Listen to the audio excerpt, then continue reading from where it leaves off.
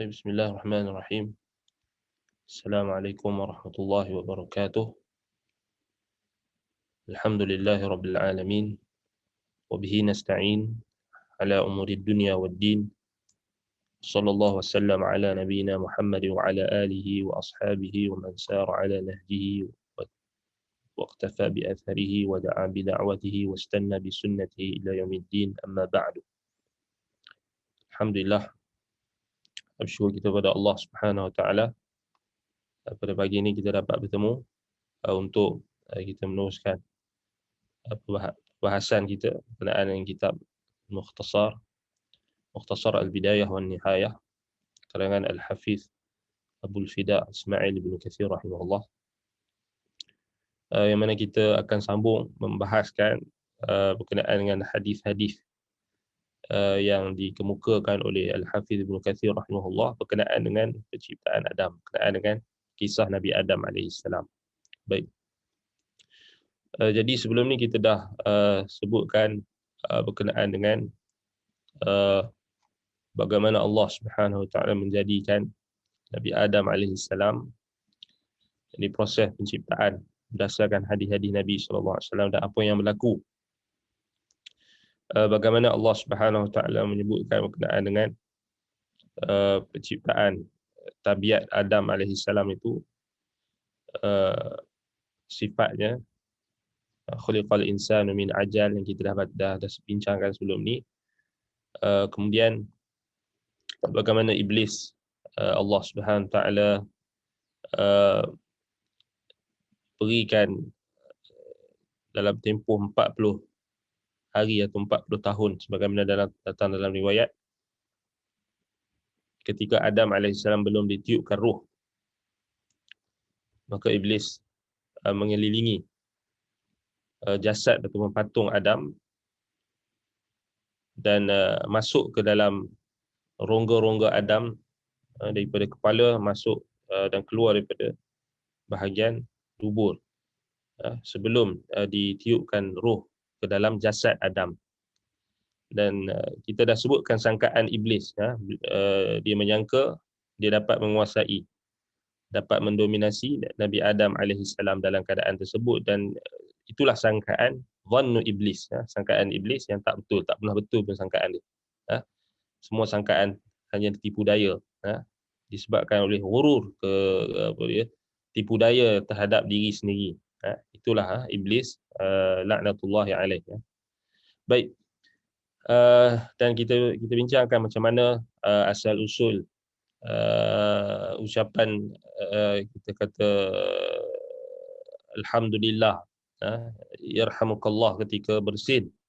Maka ianya Allah Subhanahu Taala syariatkan semenjak daripada penciptaan Nabi Adam. Setelah Nabi Adam alaihissalam dimasukkan roh, maka Allah Subhanahu Taala telah menetapkan akan ucapan yang perlu diucapkan oleh seorang yang bersin, iaitulah mengucapkan alhamdulillah, kerana ia adalah nikmat Allah Subhanahu Taala. Dan apabila seorang muslim mendengar sahabatnya atau saudara muslim yang lain ataupun saudaranya mengucapkan alhamdulillah, maka dia menjawab yarhamukallah. Dan itu dah dijadikan sebagai sunnah yang perlu kita perlu kita laksanakan, dan bahkan hak kepada seorang saudara kita apabila dia mengucapkan alhamdulillah ketika dia bersin. Maka kita sunnahkan untuk menjawab dengan doa yarhamukallah. Kemudian disunahkan lagi untuk menjawab semula bagi orang yang bersin tadi, yahdikumullah wa yuslih balakum. Dan itu ma'ruf, telah menjadi apa yang disunahkan oleh Nabi kita Muhammad sallallahu alaihi wasallam. Jadi itu adalah, kalau kita tengok dari sudut originnya, asal usulnya ialah daripada peristiwa Nabi Adam alaihissalam. Itu kita boleh ceritalah dekat anak kita, cucu kita, kan, supaya mereka sentiasa ingat, bila bersin maka ucapkan alhamdulillah, kan. Baik. Dan kita sambung perbahasan kita ni. Kalau kita tengok balik, kita dah bincangkan juga bagaimana Allah Subhanahu Wa Taala perintahkan malaikat untuk ambil tanah, iaitu unsur penciptaan Adam itu daripada tanah. Kita dah bincangkan sebelum ni. Baik, kemudian kita tengok hadis yang dikemukakan oleh Al-Hafiz Ibn Katsir rahimahullah, iaitu riwayat Al-Hafiz Abu Ya'la dalam musnadnya, Musnad Abu Ya'la Al-Musili. Iaitulah apa? Rasulullah sallallahu alaihi wasallam, hadis Abu Hurairah. Rasulullah sallallahu alaihi wasallam bersabda, "Innallaha khalaqa Adam min turab." Sungguhnya Allah Taala mencipta Adam daripada tanah, turab. Thumma ja'alahu tinan. Kemudian Allah jadikan dia sebagai tanah liat. Thumma tarakahu hatta idza kana hama'an masnunan. Kemudian Allah biarkan dia menjadi hama'an masnunan. Kita bincang dulu ni, itulah apa, seperti jasad, yang ni tembikar. Khalaqahu wa sawwarahu. Allah menciptanya dan Allah yang membentuk rupa paras Adam. Thumma tarakahu. Kemudian Allah tinggalkannya hatta idza kana salsalan kal fakhar. Sehinggalah ianya dia menghasilkan bunyi seperti tembikar. Itulah apa yang ketika dah dibentuk kan. Itu kita dah bincang sebelum ni. Kita dah baca hadis ni, kita tengok yang ni kita dah baca. Ya Adam izhab ila haula innafar fanzur madza yaqulun. Yang ni salam. Adam, Nabi Adam, Allah perintahkan Nabi Adam pergi dekat malaikat dan bagi salam. Dan kemudian dijawablah, Nabi Adam pun bagi salam. Assalamu alaihim. Kemudian dijawablah oleh malaikat, wa alaika assalam warahmatullahi wabarakatuh. Kemudian kata Allah, ya Adam hadza tahiyyatuka wa tahiyyatu dzurriyyatik. Ini adalah ucapan penghormatanmu dan juga ucapan penghormatan zuriat keturunanmu. Kemudian Adam alaihi salam minta Allah Subhanahu Wa Taala supaya dia nak tahu tentang zuriat keturunannya. Ya Rabb, wa ma dzurriyyati. Wahai Tuhanku, apa itu zuriatku? Di mana zuriatku? So di sini kalau kita tengok riwayat, base pada riwayat-riwayat yang banyak, kalau kita tengok semenjak berada di dalam syurga lagi, Nabi Adam AS memang nak tengok zuriat keturunan dia. Lepas tu Allah kata, ikhtar yadayya ya Adam, pilih daripada kedua tanganku wahai Adam. Faqala akhtaru yamina rabbi wa kilta yaday rabbi yamin. Maka Adam pun mengatakan dia memilih, aku memilih tangan kanan Tuhanku dan kedua-dua tangan Tuhanku adalah kanan. Wa basatallahu kaffahu, dan Allah membentangkan kaffahu, tapak tangan. Fa idza man huwa kainun min dzurriyyatihi fi kaffir rahman. Dan Adam melihat di tapak tangan Allah adanya zuriat keturunan, iaitulah zuriat keturunannya. Fa idza rijalun minhum afwahuhumun nur. Dan adanya di kalangan mereka zuriat keturunan Adam alaihi salam, lelaki-lelaki di kalangan mereka itu yang mempunyai dia mulut-mulut mereka itu bercahaya. Fa idza rajulun ya'jibu Adam atau ya'jibu Adamu min nuri. Ya'jibu Adamu min nurihi. Dan Adam melihat adanya seorang lelaki daripada zuriat keturunannya yang mengagumkan dari sudut cahayanya. Itulah apa? Dia tengok bersinar-sinar. Kemudian Adam kata, ya Rabb, man hadha? Kemudian Adam kata, wahai Tuhanku, siapakah ini? Kata Allah, ibnuka Daud. Inilah anak Daud, Nabi Daud. Ya Rabb, fakam ja'alta lahu minal umri. Wahai Tuhanku, berapa engkau telah jadikan untuknya, berapa usia yang kau jadikan untuknya, berapa umur dia di dunia nanti. Qala ja'altu lahu 60. Kata Allah, aku jadikannya 60 tahun. Usianya 60 tahun. Kemudian kata Adam, ya Rabb, fa'atimma lahu min umri hatta yakuna lahu min al-umri 100 sanah. Wahai Tuhanku, lengkapkan usianya, sempurnakan usianya menjadi 100 tahun. Maka Allah Subhanahu Wa Taala pun melaksanakannya. Allah Subhanahu Wa Taala pun menetapkan hal tersebut dan dipersaksikan hal tersebut oleh Adam dan malaikat. Ha? Baik, ini riwayat ni, kalau kita tengok riwayat yang Ibnu Katsir bawa ni, riwayat Al-Hafiz Abu Ya'la Al-Musili dalam musnadnya. So, kalau kita tengok riwayat ni sahih, sahih. Dari kita kata dari sudut dia punya perincian tu, dia berbeza sikit dengan riwayat-riwayat yang lain. Cuma kita akan nampak seakan-akan ianya berlaku setelah Allah cipta Adam di langit. Tetapi kalau kita tengok balik dalam riwayat-riwayat yang lain menyebutkan hal tersebut berlaku setelah Adam turun ke bumi. Yang itu memerlukan kepada kepakaran seorang ulama seperti Al-Hafiz Ibnu Katsir untuk buat analisis. Sebab tu kenapa kita baca kitab dia. Kalau kita baca satu hadis memang kita tak dapat. Kita akan tengok nanti macam mana Ibnu Katsir faham siyak atau konteks kisah ini. Dan apa yang ana perasan, maksudnya sekarang ni, isu dia sekarang macam ni. Adam diperlihatkan zuriat keturunannya ni bila? Adakah setelah dia dicipta, masih berada di dalam syurga, ataupun ketika dia dah diturunkan daripada syurga, turun ke bumi? Okey, itu satu isu. Satu isu lagi di sini, ini golongan ahli bid'ah tak sukalah. Bila kita baca hadis macam ni, mereka tak suka. Mereka kalau boleh nak tutup telinga. Bila kita sebut Allah Ta'ala ada tapak tangan, habislah mereka kata kita mujassimah. Ini bukan kita kata, ni Nabi SAW kata. Kan? Nabi kata. Bila Nabi SAW kata apa? Fabasata kaffaihi.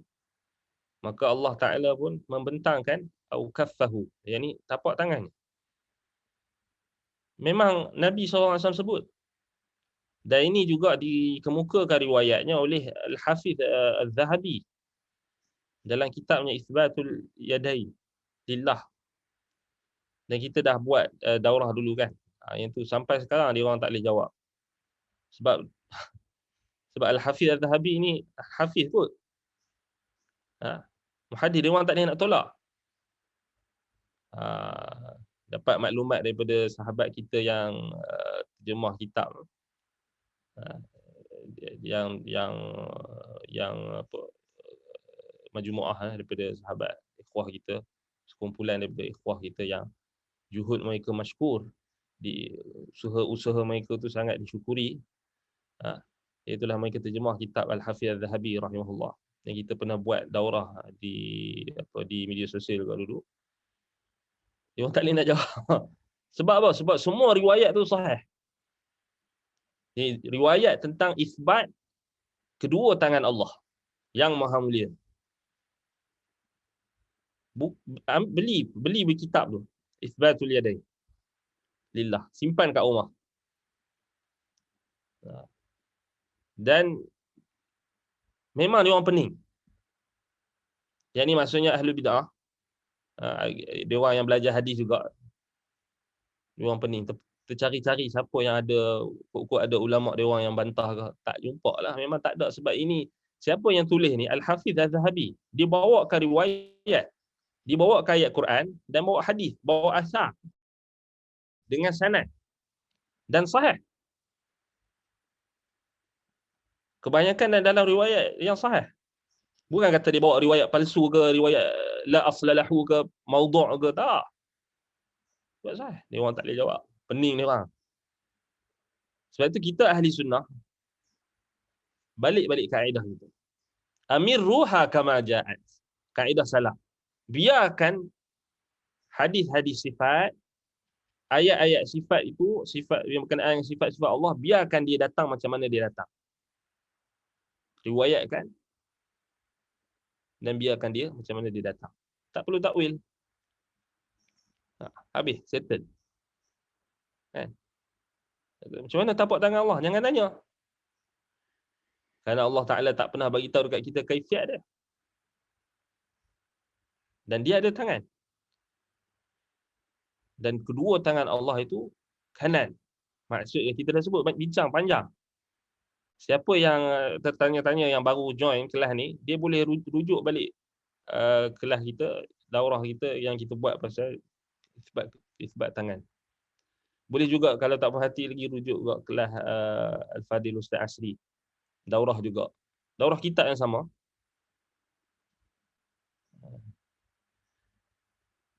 Yalah pasal kita ambil tanggungjawab kita terpaksa berani untuk ajar buat daurah kitab tu pasal ramai sangat orang yang tolak.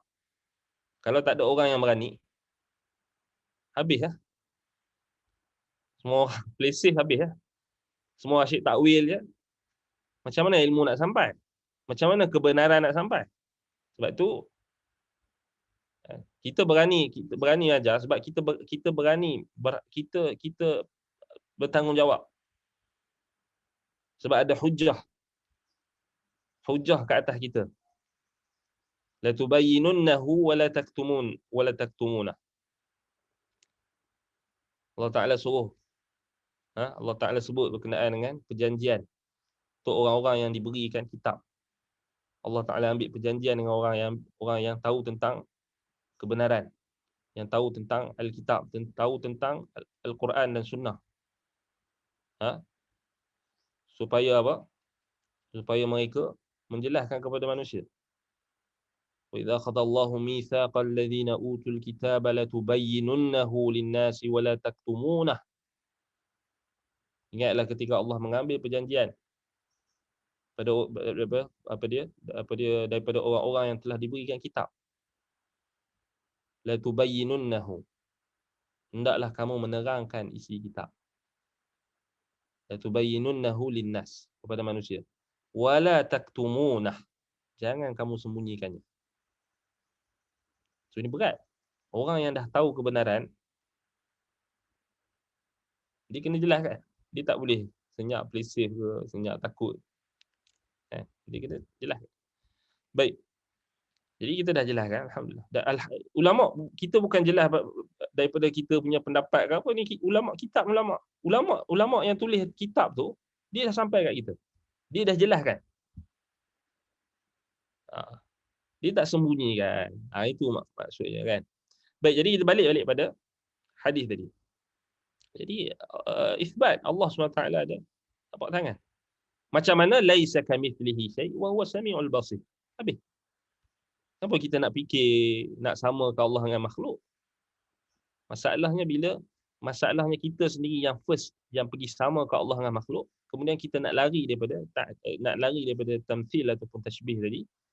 Kemudian kita terjebak dalam ta'til. Ini hakikat dia. Dan ini boleh rujuklah dalam perbahasan dalam kitab-kitab ulama seperti Tadmuriyah, Al-Wasitiyah dan sebagainya. Bukan tempat kat sinilah kita nak bincang. Baik. Ini orang yang follow kelas-kelas akidah berkenaan dengan asma wa sifat, dia akan nampak. Baik, sebab tu ana syorkan untuk kalau mereka ada ragu-ragu dalam ataupun ada macam tak puas hati ke, boleh murajaah balik perbahasan dalam akidah ahli sunnati wal jamaah. Baik. Kemudian di sini menunjukkan dalam lafaz riwayat ini, so masalah tadi kita dah sebut tadi, iaitulah ketika bila berlaku. Yang jelasnya kalau kita tengok balik, dia berlaku sama ada sebelum diturunkan Adam ke bumi ataupun selepas diturunkan Adam ke bumi. Wallahu ta'ala alam. Sekali balik Wallahu ta'ala alam. Sebab itu limit dia kan. Tapi kita akan cuba tengok lagi riwayat-riwayat yang mungkin boleh memberikan kepada kita jawapan. Baik, kemudian jadi apa yang Nabi Adam diperlihatkan kepada beliau ialah zuriat keturunannya. Dan kita akan tengok nanti Allah akan ambil perjanjian daripada seluruh zuriat keturunan Adam. Itu sebagaimana dalam surah Al-A'raf ayat 173. Baik. Dan dalam riwayat ini disebutkan Nabi Adam tanya Allah tentang usia Nabi Daud. Kemudian Allah bagi tahu usia dia 60 tahun saja, seperti mana yang telah tertulis. Tetapi Nabi Adam nak supaya ditambah usianya menjadi 100. Dalam riwayat lain, riwayat ni dia tak sebut detail. Kita dah sebut sebelum ni riwayat yang detail apa?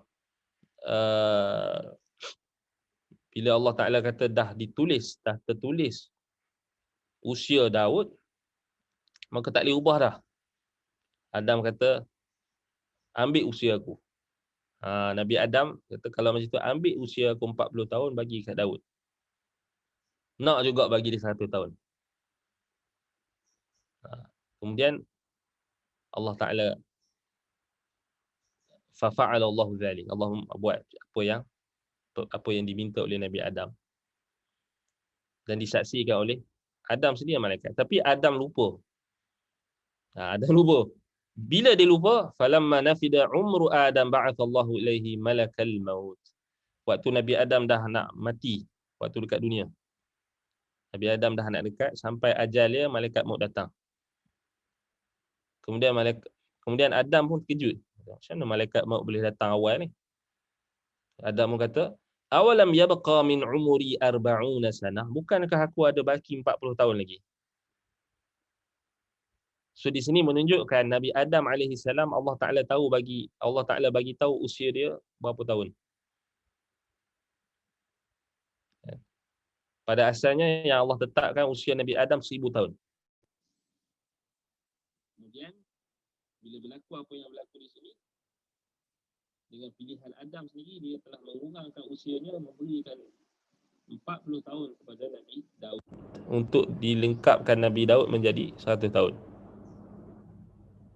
Kemudian bila malaikat maut datang, Nabi Adam waktu tu usia dia 960 tahun. Kemudian dia terkejutlah, awal ni datang 40 tahun lagi aku ada ni. Kemudian malaikat maut ingatkan Adam, awalam tu'tiha ibnaka Daud?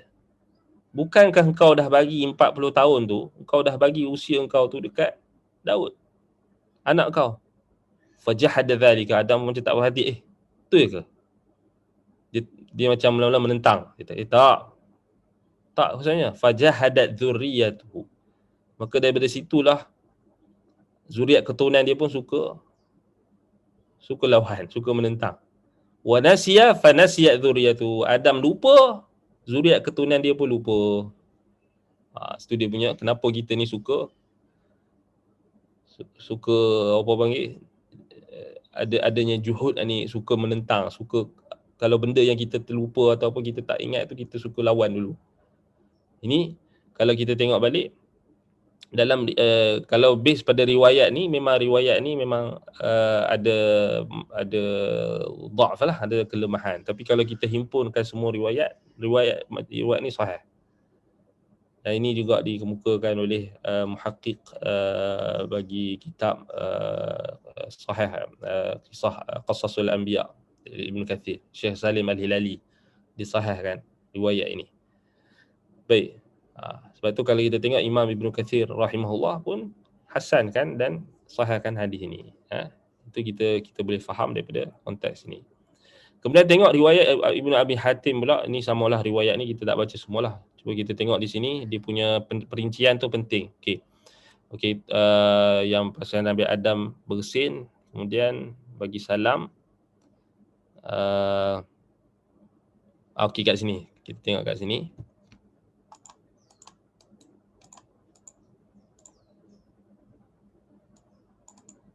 Okey. Okey, wa qala Allahu wa yadahu maqbudatan. Ini riwayat Ibnu Abi Hatim. Riwayat Ibnu Abi Hatim dalam tafsir. Dia kata dalam riwayat ni kata Allah Ta'ala berkata kepada Adam, wa yadahu maqbudatan. Kedua tangan Allah digenggamkan. Ikhtar ayyuhuma syi'ta. Pilihlah mana satu yang kau nak pilih. Faqala ikhtartu yamina rabbi. Kemudian Nabi Adam kata, aku memilih tangan kanan Tuhanku. Wa kilta yaday rabbi yaminun mubarakah. Kedua tangan Tuhanku, yamin, kanan, mubarakah, penuh keberkatan. Thumma basatahuma fa idza fihima Adam wa dhurriyyatuhu. Kemudian Allah Ta'ala pun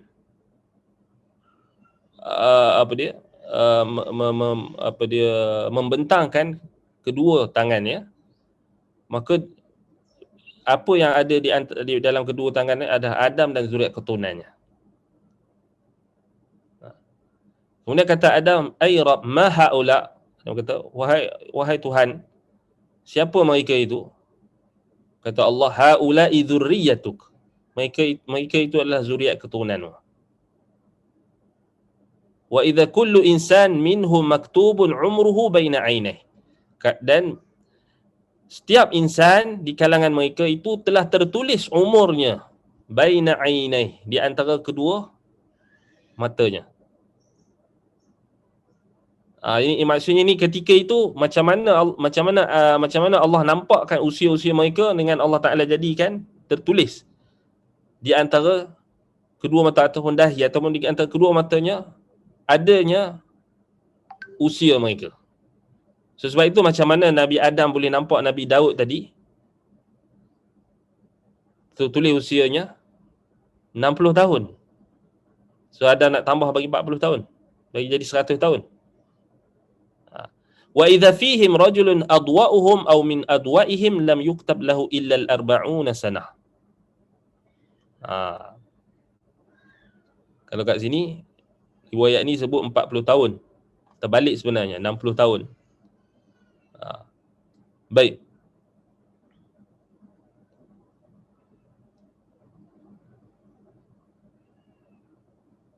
Sebab kita tengok dalam riwayat first tadi disebutkan apa?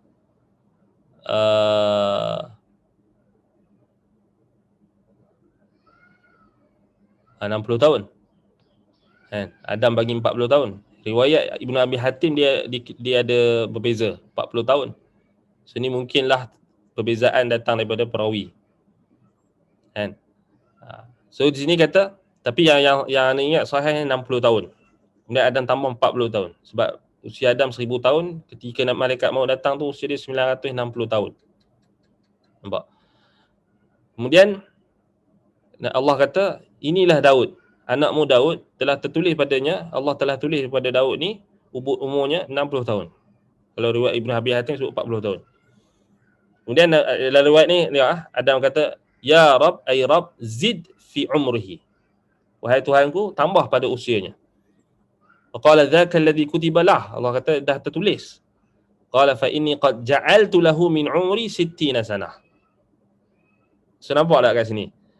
Maka betul lah 40 tahun tambah 60 tahun, betul. Adam tambah 60 tahun daripada usia dia. Betul lah dia nampak apa dia? 60, 40.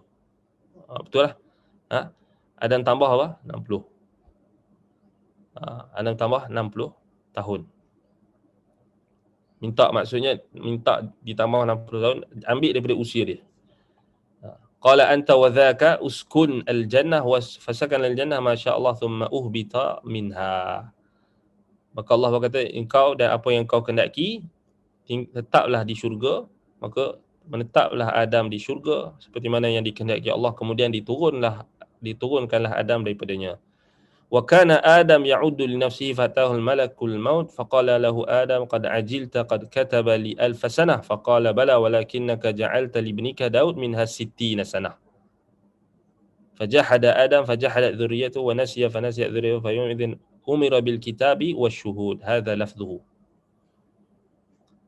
So di sini 40 tahun. So di sini kalau kita tengok riwayat Ibnu Abi Hatim 40 tahun. Maksudnya terbalik. Maksudnya Adam bagi dekat Daud 60 tahun.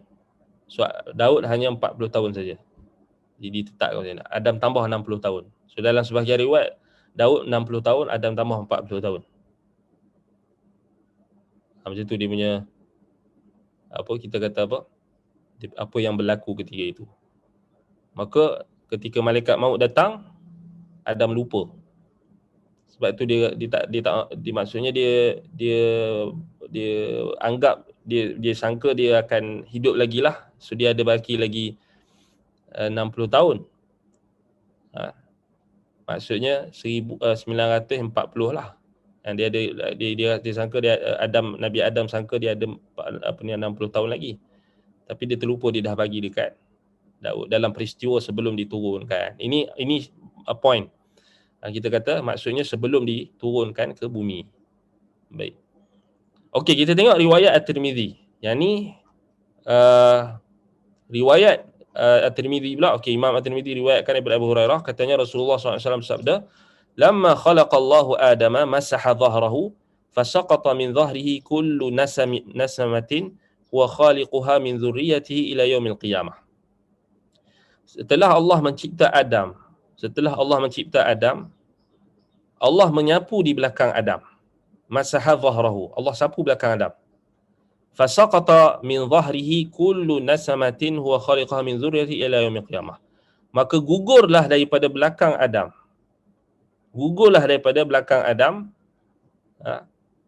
Setiap nyawa ataupun setiap jiwa. Maksudnya setiap zuriat keturunan dia yang Allah ciptakannya daripada zuriat keturunannya sampai hari kiamat. Semua.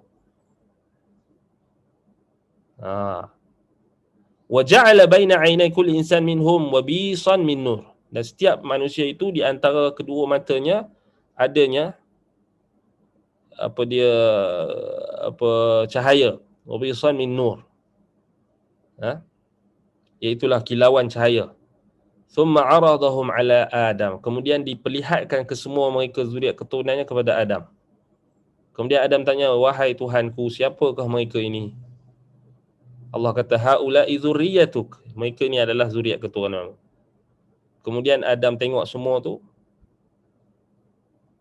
Kemudian Adam paling kagum sekali ada satu anak dia, zuriat dia, yang paling berkilau cahaya yang ada di antara kedua matanya. So, kalau kita combine dengan riwayat tadi Ibn Abi Hatim tu, maksudnya yang bercahaya tadi tu di antara kedua mata dan ada di situ tertulis usia. Adam nampak usia.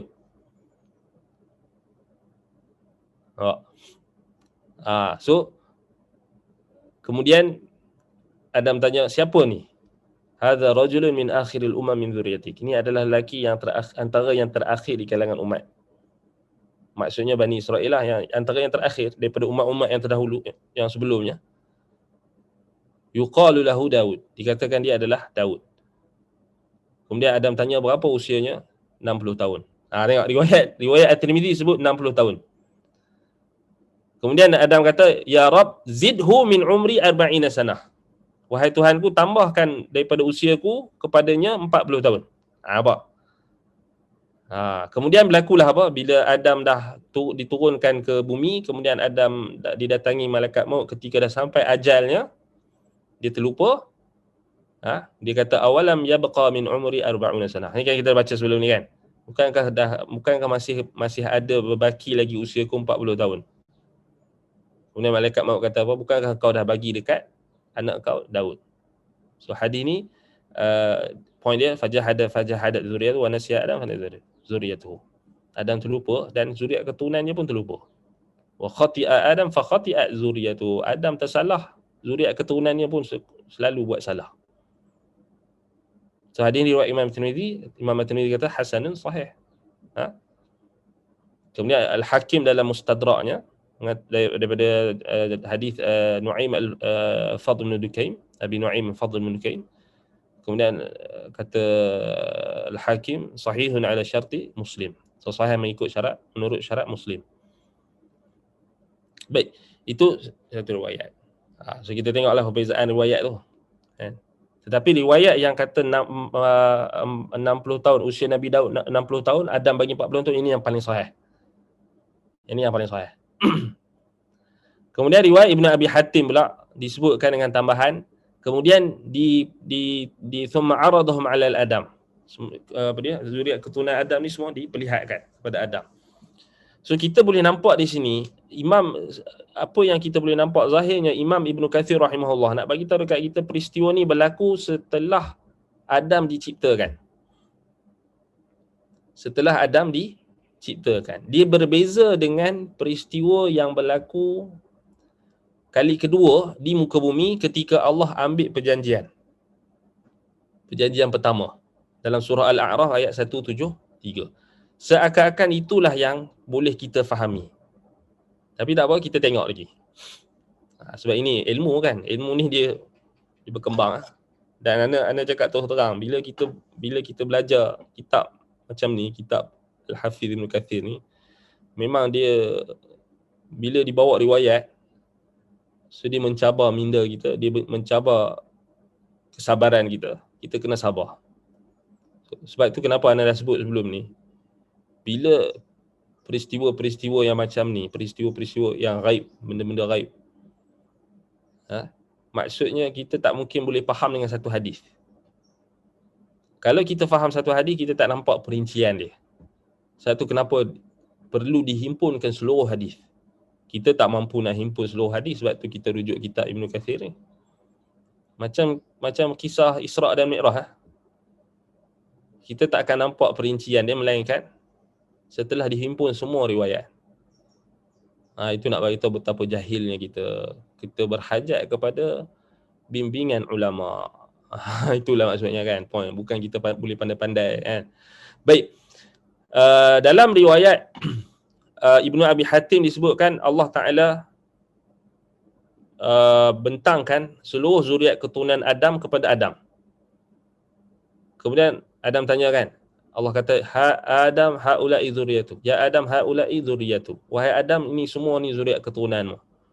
Wa idza fihimul ajdam wal abras wal a'ma wa anwa'il asqam. Dalam ketika itu Adam tengok macam-macam anak keturunan dia, macam-macam. Ada sopak, ada yang kena penyakit, ada yang kusta, ada yang buta, ada yang macam-macam, ada yang berpenyakit, ada yang sihat sejahtera, ada. Maksudnya Allah perlihatkan ketika itu dengan ujian-ujian sekali. Macam mana wallahu taala alam, Allah Maha berkuasa atas segala sesuatu. Ini riwayat Ibnu Abi Hatim. Baik. So yang ni yang zahirnya Ibnu Katsir rahimahullah, dia nak tunjuk kat kita antara perincian lagi. So maksudnya Adam nampak semua.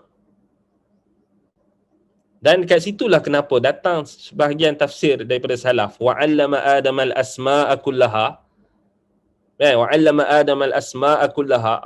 Adam diajarkan dengan nama-nama kesemuanya. Antara warid daripada sebahagian tafsir salaf, nama-nama zuriat keturunan dia.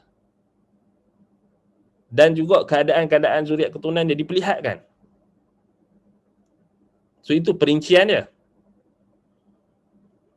Dan Adam diperlihatkan zuriat keturunan, ada yang sopak, ada yang kusta, ada yang buta, ada yang ada macam-macam penyakit. Maka kata Adam, ya Rabb, lima fa'alta hadha bi dhurriyyati? Kenapa engkau buat berbeza-beza? Kenapa engkau buat macam tu pada zuriat keturunanku? Apa kata Allah? Kai tashkura ni'mati, supaya mereka syukur akan kepada nikmatku. Sebab itu maksudnya balik pada jawapan ujian Allah. Memang Allah Ta'ala jadikan ujian Allah. Baik. Kemudian riwayat Imam Ahmad dalam Musnad, khalaqallahu Adam, ni riwayat Abi Darda. Khalaqallahu Adam hina khalaqahu fadaraba katafahu al-yumna fa akhraja dhurriyatan bayda ka'annahum dharru wa daraba katfahu al-yusra fa akhraja dhurriyatan sauda fa akhraja dhurriyatan saudaan ka'annahumul humam faqala lilladhi fi yaminihi ila al-jannati wa la ubali wa qala lilladhi fi kaffihi al-yusra ila an-nari wa la ubali. Yang ni riwayat Imam Ahmad. Kalau kita tengok riwayat ni ada dhaf, ada kelemahan tu, tetapi dia ada syahid. Dia ada riwayat banyak, yang sangat banyak dengan lafaz yang sama. Sebab tu kenapa kita kena, sebab tu bila kita baca kitab-kitab daripada ulama hadis ni, ulama ahli sunnah pula, kita akan nampak kemanisan dia. Sebab dia bawa riwayat tu, dia sebenarnya bukan kosong. Kalau kita baca, kita macam awal-awal tu kita dah putus semangat, kita tengok sanad panjang, habis lah. Kita rugi lah, kita tak dapat. Sebab tu pegang kaedah ni. Dalam nak menuntut ilmu, kalau kita nak, orang panggil nak jalan cepat, ataupun nak tergesa-gesa, nak jalan pintas, nak shortcut, takkan dapat ilmu. Takkan dapat ilmu. Anda cakap terus terang. Kalau nak yang jenis nak belajar, nak shortcut. Ustaz tolong ringkaskan. Ataupun buat short course. Ustaz buat short course lah. Pendek je. Dapat ilmu apa? Bolehlah cerita gini, lepas tu tak faham. Perasan tak? Kalau mengaji perasan tak kalau mengaji kat universiti, itu kekurangan dia. Lecturer tu dia akan bagi tayang slide, kemudian dia akan tunjuk gini, teori gini, lepas tu kita pun tak kenyang. Allah sejam habis. Kan? Allah sejam habis. Lepas tu tak sempat. Tapi alhamdulillah, ana pun bersyukur bila ada platform yang diberikan dibuka pengajian kitab. Yang ni memang kita kena bersyukur. Sebab orang kat universiti pun belum tentu boleh belajar kitab. boleh baca kitab tu kan. Maksudnya dia orang selalunya skip. Selalu kat universiti dia akan pensyarah pun tak baca.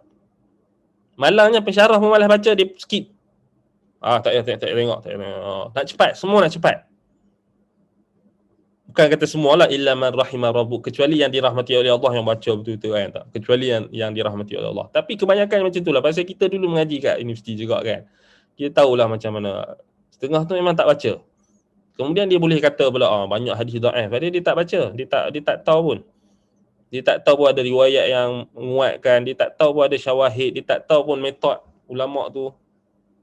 Lepas tu dia kata lah tafsir Ibn Kathir ni, kitab Al-Bidayah dan Nihayah ni rujukan dia, tak payah belajar pun.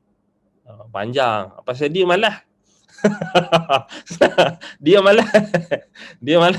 Kemudian dia boleh buat kesimpulan sendiri. Dia salahkan orang tu, dia salahkan orang ni, dia salahkan ulama yang tulis panjang-panjang.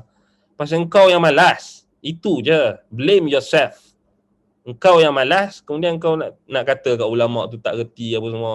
Engkau yang tak mampu, engkau yang malas, engkau yang tak rajin. Kemudian tiba-tiba engkau nak kata ulama ni tulis tak betul, ulama ni tulis panjang sangat lah, tak ada manfaat lah, tak ada faedah lah tulis sanad-sanad panjang ni. Padahal ada faedah. Ini faedah dia. Kalau kita tak nampak perincian. Baik. Jadi balik pada tadi, maksudnya ketika itu diperlihatkan juga apa keadaan anak Adam tu. Berdasarkan riwayat Ibnu Abi Hatim dan juga riwayat Ibnu Abi Dunya. Dua riwayat ni kalau kita tengok balik, dia ada syawahid dia. Riwayat, kalau kita tengok riwayat Ibnu Abi Dunya pun sama juga. Tengok riwayat Ibnu Abi Dunya, tengok. Sebab apa Ibnu Katsir dibawa semua riwayat? Sebab dia ada perbezaan lafaz dalam riwayat tu. Bila ada perbezaan lafaz, dia ada pentafsiran, dia ada explanation untuk riwayat yang tak jelas. Okey, kita baca riwayat Ibn Abi Dunya. Daripada Al-Hasan. Qala khalaqallahu Adam hina khalaqahu fa akhraja ahlal jannah min safhatihi al-yumna. Allah menciptakan Adam ketika Allah menciptakannya. Ketika Allah menciptakannya, maka Allah mengeluarkan seluruh ahli syurga daripada safhatihil yumna, permukaan tangan kanannya. Maksudnya apa? Yang Allah genggam tadi. Allah tunjuk ke Adam. Wa akhraja ahlan nar min safhatihil yusra. Dan Allah keluarkan ahli neraka daripada permukaan tangan kirinya. So ini isbat ada tangan kiri, tetapi tak disifatkan tangan kiri, kedua-dua tangan Allah kanan. Kerana kanan itu adalah sifat yang sempurna. Ini macam mana ulama salaf berinteraksi dengan sifat ni. Sifat khabariyah. Fa'ulqu ala wajhil ard minhumul a'ma wal asam wal mubtala. Ini point dia. So kat sini kita akan tengok nanti riwayat yang ketika turun ke bumi pun ataupun yang selepas Nabi Adam dicipta pun ada lagi riwayat, antaranya dalam As-Sunnah Ibnu Abi Asim, banyak riwayat yang sebut. Memang kalau kita himpun semua riwayat ni, kita takkan kata riwayat ni lemah ke, riwayat ni khurafat ke, merapu ke. Memang riwayat ni riwayat yang mustafid. Apa maksud mustafid? Maksudnya dia masyhur dan diterima oleh ulama.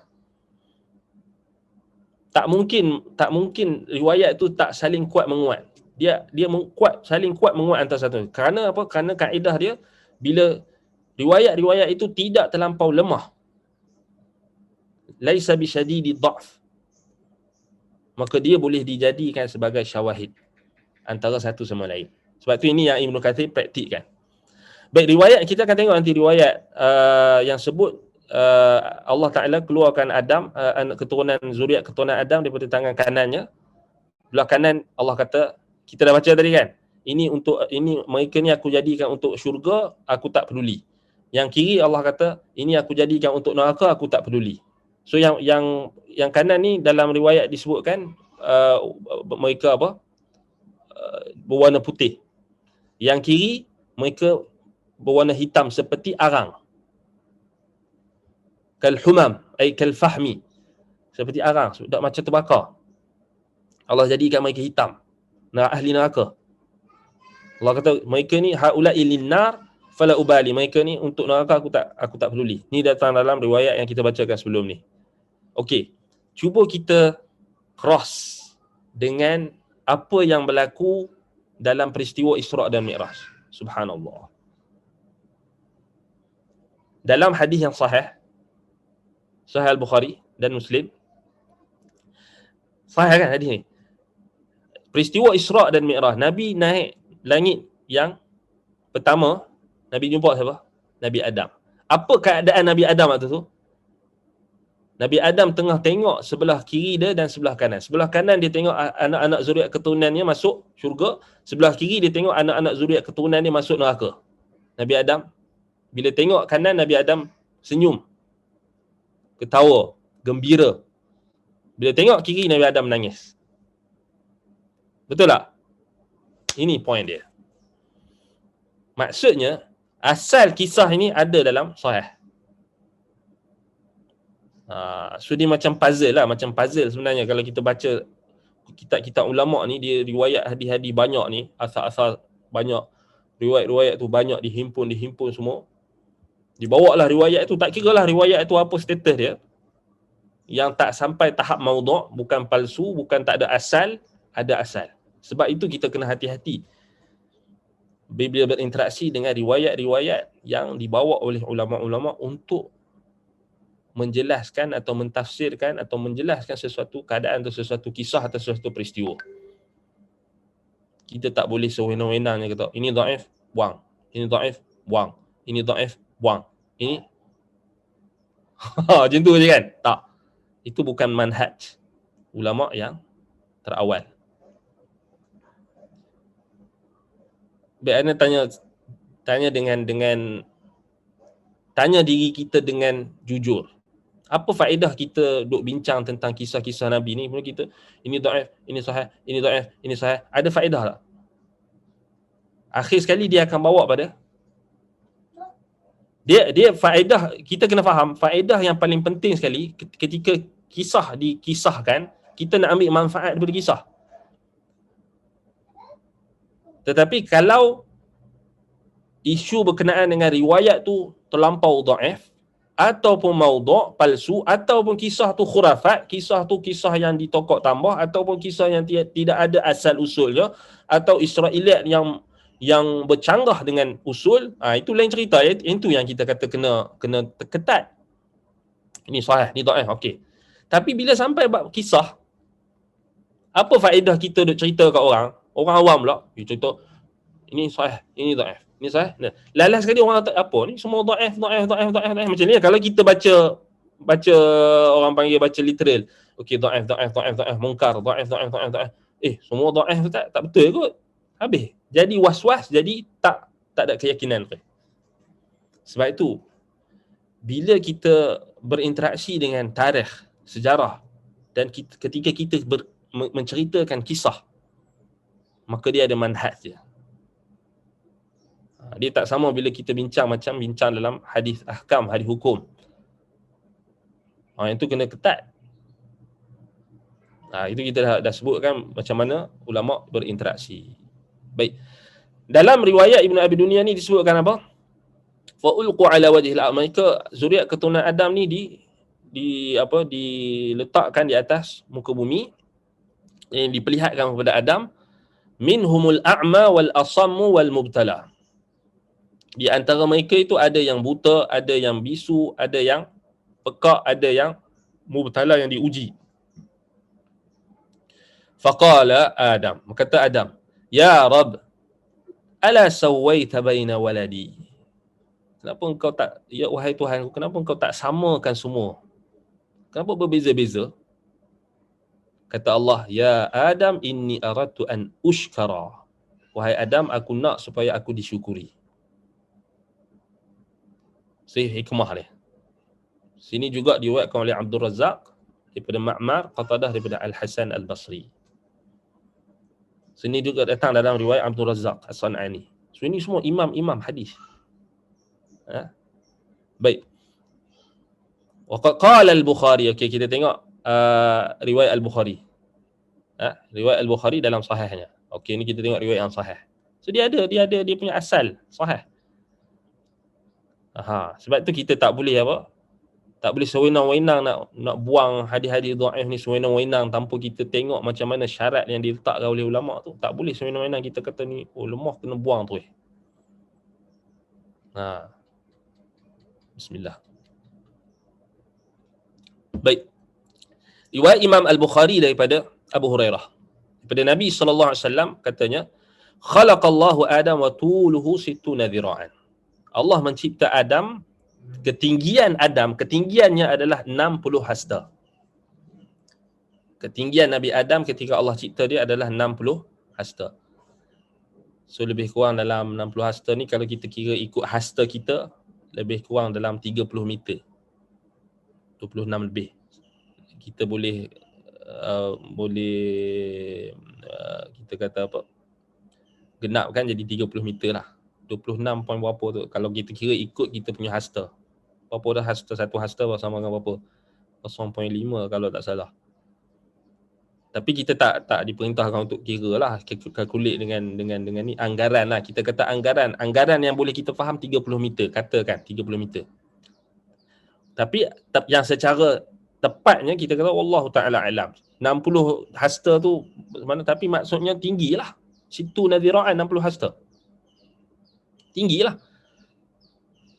Kalau kita ikut kita punya kiraan 60 hasta lebih kurang dalam 30 meter. Anggaran. Jangan kata kita nak cerita pasal tinggi Nabi Adam ni tepat.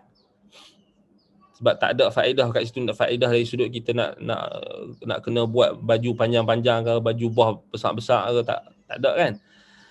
Tak ada apa-apa hukum. Tapi ini sebagai satu ilmu, satu pengetahuan yang Nabi SAW sampaikan. Kemudian kata Nabi SAW, idhab fasalim ala ulaika minal malaikah. Ni Nabi cerita kat sahabat, bila Allah cipta Adam ni dengan tinggi 60 hasta, 30 meter, kemudian Allah kata dekat Adam, pergilah bagi salam dekat malaikat-malaikat itu. Wastami' ma yujibunaka, dan dengarkanlah apa yang mereka akan jawab kepada kamu. Kerana sesungguhnya ia adalah penghormatanmu, ucapan penghormatanmu dan ucapan penghormatan zuriat keturunanmu. So jelas dalam Sahih Al-Bukhari memang Allah Taala suruh Nabi Adam belajar cara ucapkan salam dan jawab salam daripada malaikat. Dia Adam berkata assalamualaikum, kemudian malaikat jawab assalamualaikum warahmatullah. Allah ajar Adam sebut salam, lepas tu Allah Taala suruh Nabi Adam pergi dengar macam mana cara jawab. Malaikat ajar cara jawab. Nampak? So practically terus Allah ajar melalui malaikat. Fazaduhu wa rahmatullah. Kemudian ditambahlah dengan wa rahmatullah. Mereka tambah dengan wa rahmatullah. Fa kullu man yadkhulul jannata ala surati Adam falam yazalil khalqu yanqusu hatta al-an. Kemudian kata Nabi SAW, semua anak zuriat keturunan Adam yang akan masuk syurga nanti, dia akan masuk dalam rupa Adam. Dalam rupa Adam maksudnya ketinggian Adam. Dan rupa sempurna macam Adam. Cantik. Bagi lelaki, handsome. Akan masuk dalam rupa Adam. Maksudnya dalam rupa yang sempurna dan ketinggian sama. maka sentiasalah makhluk akan yang khusu, akan berkurangan ketinggiannya sehinggalah sekarang, hatta al-an. Maksudnya di sini ketinggian anak Adam ni makin lama makin rendah, makin rendah. Zaman sekarang yang paling tinggi ada dalam rekod di Malaysia ni 2 meter lebih. Ada seorang tu di mana, di Gua Musang kot, di Kelantan. Tinggi dia 2 meter lebih. Kalau di Malaysia lah, kalau di tempat lain mungkin 3 meter ada kot, 2 atau 3 meter. Tapi kita tengok rekod kan 3 meter. Yang zaman sekarang ni yang paling tinggi 2-3 meter. So, sadaqa Rasulullah sallallahu alaihi wasallam. Benarlah Rasulullah sallallahu alaihi wasallam yang mengkhabarkan kepada kita Adam itu tinggi asalnya adalah lebih kurang 60 hasta, 30 meter lebih kurang anggarannya. Makin lama makin anak zuriat keturunan makin lama makin berkurang. Bukan makin tinggi, makin kurang sampai macam kita sekarang. Yang ada yang rendah, ada yang paling tinggi pun 2 meter kan.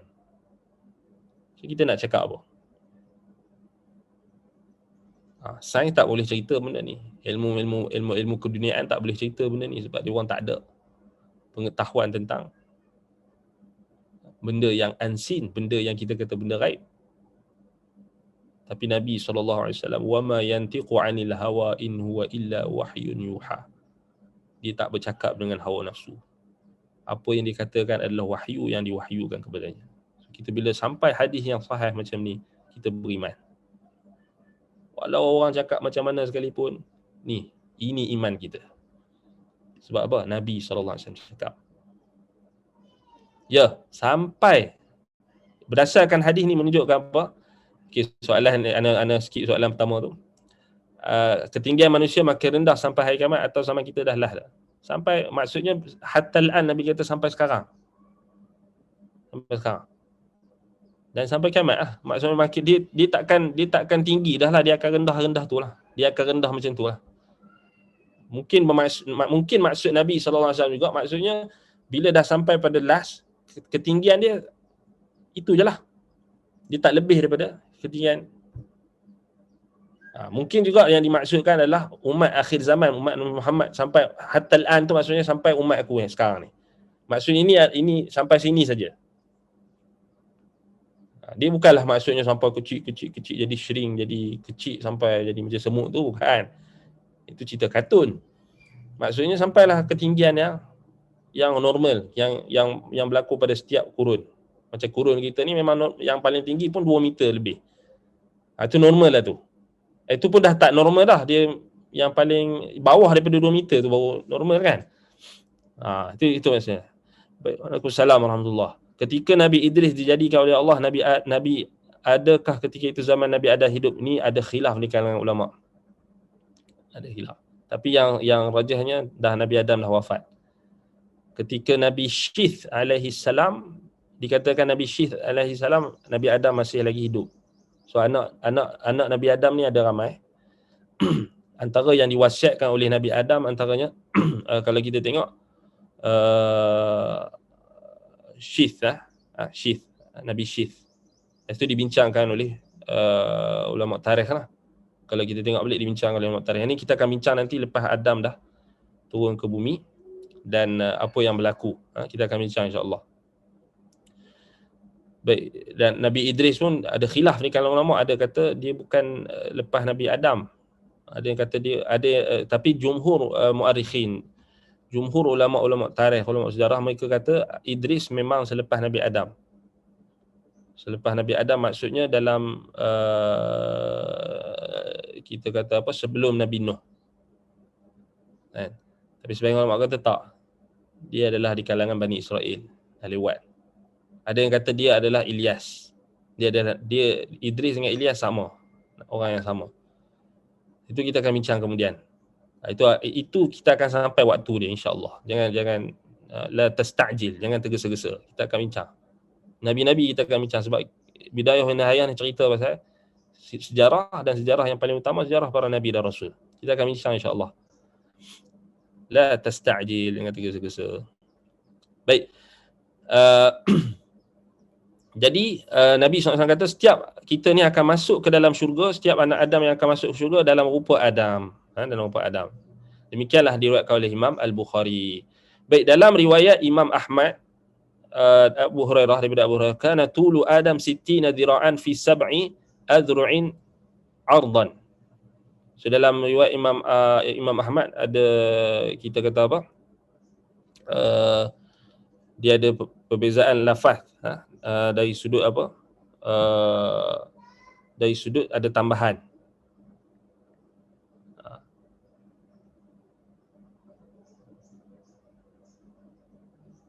Baik, dikatakan tinggi Adam adalah siti nadhiraan, sesama 60, kita kata apa, zira' ni hasta, fi 7 adru'in ardan, iaitu dari sudut apa dia, kelebaran pula adalah 7, 7 apa dia, adra', 7 hasta. Wallahu ta'ala alam. Ini riwayat yang di infarad bihi Ahmad. Maksud Imam Ahmad saja yang riwayat ni. Kita kata wallahu ta'ala alam, kan. Baik.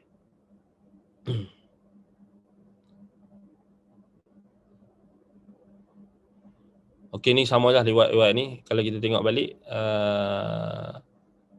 sama. Kita nak tengok ni semua riwayat yang sama.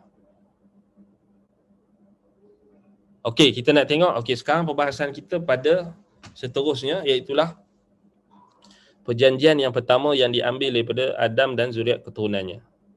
Okey. Iaitulah apa? Yang ditafsirkan daripada surah Al-A'raf ayat 172. So ini kalau kita tengok, memang ulama salaf memahami ayat tersebut adalah perjanjian yang Allah Ta'ala ambil daripada Adam dan zuriat keturunannya. Cuma ulama berbeza pendapat dekat mana perjanjian tu diambil. Nanti kita akan bincang. Ini antaranya diriwayatkan oleh Imam Malik dalam Muwatta'nya, daripada Zaid bin Abi Unaisah. Bahwasanya Abdul Hamid bin Abdul Rahman bin Zaid bin Al-Khattab telah mengkhabarkan kepadanya daripada Muslim bin Yasar Al-Juhani, bahwasanya Umar bin Al-Khattab pernah ditanya tentang ayat ini. Wa idh akhadha rabbuka min bani adama min zuhurihim dhurriyyatahum wa ashhadahum ala anfusihim alastu bi rabbikum qalu bala syahidna. Dan ingatlah ketika Tuhanmu mengambil daripada anak Adam, min bani Adam, anak Adam, min zuhurihim, daripada belakang mereka, zurriyatahum, iaitulah apa, zuriat keturunan mereka, wa ashhadahum ala anfusihim, Allah mengambil saksi kepada mereka, menjadikan mereka saksi bagi diri-diri mereka sendiri. Alastu bi rabbikum, bukankah aku Tuhan kamu? Qalu bala syahidna. Lalu mereka menjawab, ya, bahkan kau adalah Tuhan kami dan kami bersaksi. So ayat ini, Umar bin Al-Khattab radhiyallahu anhu dikata, aku telah mendengar Rasulullah SAW pernah ditanya tentang ayat ini. Kemudian Nabi SAW menjawab, Inna Allah khalaqa Adam alaihi salam thumma masaha dhahrahu biyaminihi fastakhraja minhu dhurriyatan. Sesungguhnya Allah telah mencipta Adam AS, kemudian Allah menyapu di belakang Adam dengan tangan kanannya, dan dikeluarkan daripadanya zuriat. Kemudian Allah berfirman, aku ciptakan mereka ini untuk syurga. Khalaqtu haula lil jannah wa bi'amali ahli jannah ya'malun. Dengan amalan ahli syurga mereka akan beramal.